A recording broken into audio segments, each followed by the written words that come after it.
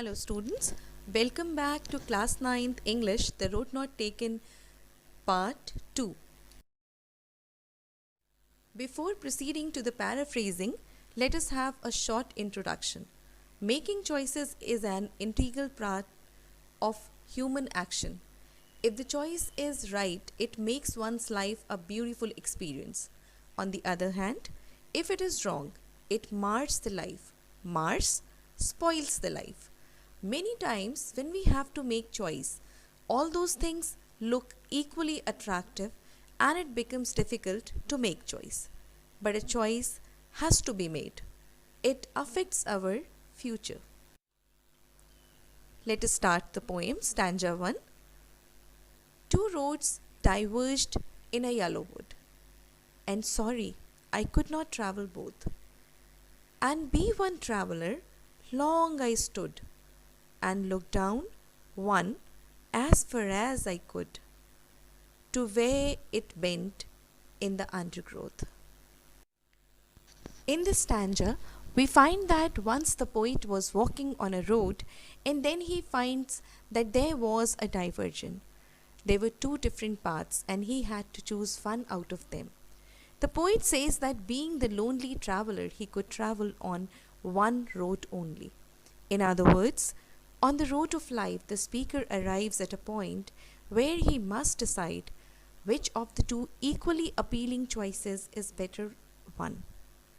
Yellow wood means the forest with leaves which are wearing out, and they have turned yellow in color, depicting the season of autumn.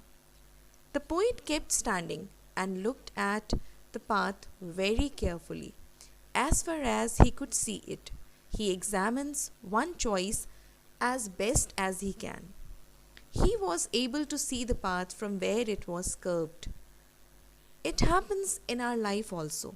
When we have two ways to go, we take time to choose and analyze the pros and cons of that way, and then we make a final decision. Let's proceed to the next stanza.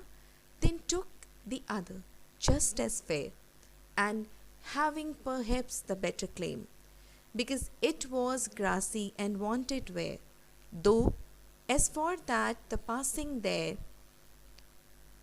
had worn them really about the same. In the stanza, we find that the poet kept on looking at one path for a long time, to check if it was right path for him to walk on or not. In other words, he wants to indicate that we all face such dilemma while making choices in life. Then he decided and started walking on another one because he felt that both the roads were equally good. He says just as fair means equally good and started walking on it. It seemed that the poet took a better claim because the road was overgrown with grass and was still untrodden. In other words, the path was grassy and wanted wear, which means that it was not walked over by many people. After he walked on the path for some distance, he realized that both the paths were similar and had been worn out the same way. Paraphrasing will be continued. Thank you.